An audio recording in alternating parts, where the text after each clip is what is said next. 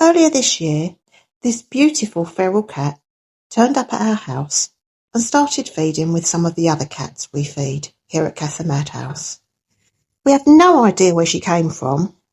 We literally live in the middle of nowhere here in the Granada region of Spain, and the nearest house is a good couple of miles away. But either way, she was very welcome. She was a lovely, gentle cat, not wild and feral like you might expect at all. And she seemed to be in good condition, apart from a bit of a skin infection, as you can see here. Oh, and there was just one other thing.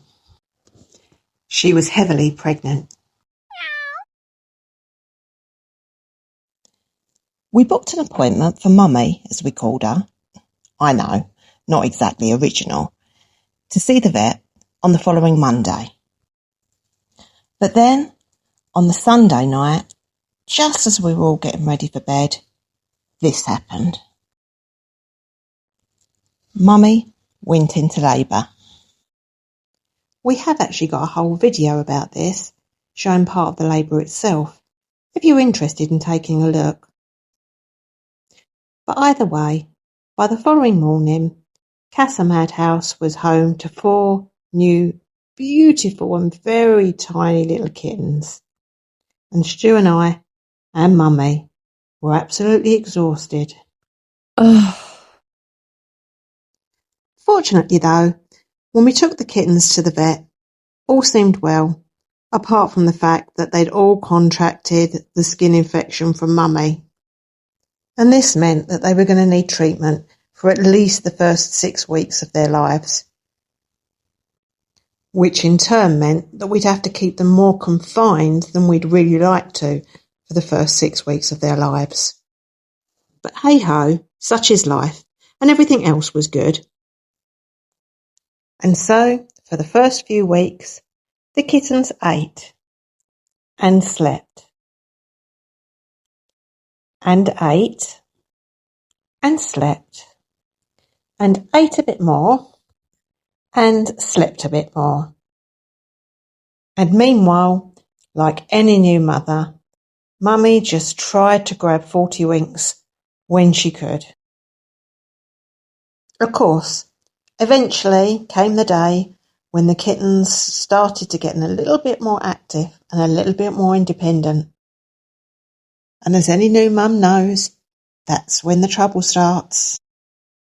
By the time their skin infections had cleared up, the kittens were raring to go. And go they did. They discovered a love of boxes, which got bigger and bigger and bigger and even bigger. They discovered how to climb and fall and climb a bit more. Like all kittens, their favourite hobby was playing, and they discovered a love of string and a certain brand of cornflakes which we won't mention. And all in all, things were going tickety-boo, and Mummy was relieved to finally be able to get a bit of time to herself. Oh, and we finally got around to agreeing names for the little darlings. This one, the firstborn, we named Ermintrude, after a cow featured on a children's TV programme from the 1970s called The Magic Roundabout. This one we named Lilo Lil, after another character from a TV show called Bread. This one we called Prozac, which is the name of an antidepressant drug, because Prozac makes you feel happier. And this one, the only boy, we named Trevor, because, well, he looks like a Trevor. Now at this point in the video, those of you who watch our channel on a more regular basis, and we're so grateful to you all, by the way, might be asking me why I'm giving you all this information about the 4 kittens again, when so much of it's included in many of our previous videos. Well, the answer is because last week, these 4 beautiful kittens reached a very important milestone. They were 6 months old. And to mark this very special occasion, we thought we'd treat them to a trip out to the vets to get them neutered. Now, I'm not going to lie, they didn't seem exactly excited when I broke this news to them, but it had to be done, and so done it was. This is us just arriving outside the vets, all of us as nervous as each other, I think. And this is them a few hours later, safely back home. What have you done to us, Mummy?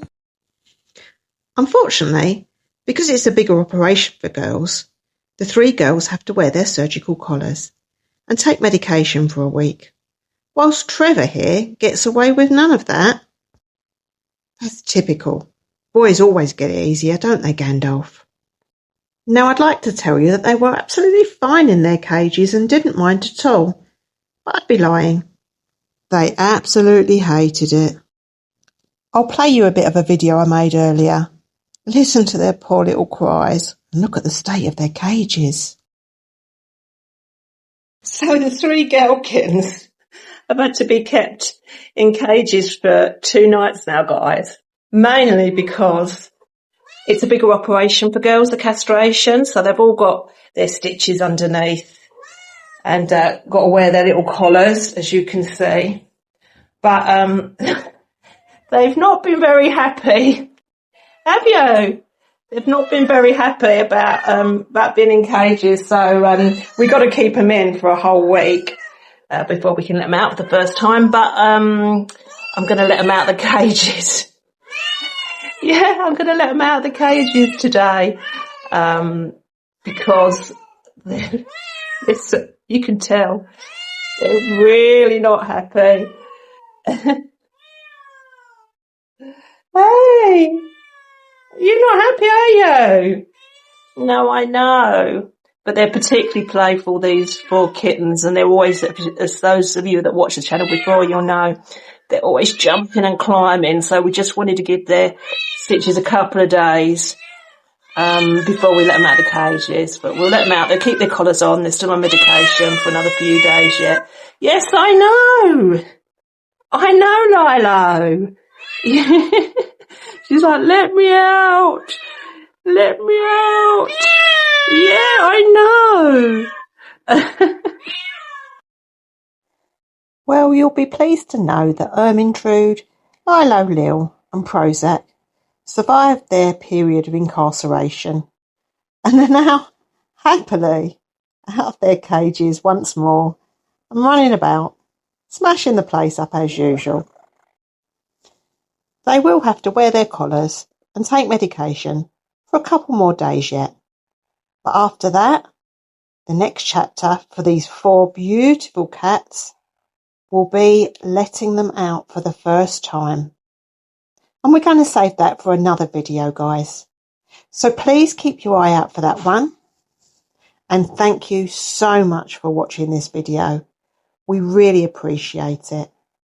If you haven't already, please give us a like and subscribe to the channel, as it really helps us to continue with our rescue work here at Casa Madhouse. Have a lovely day now. Take care, everybody. Bye for now.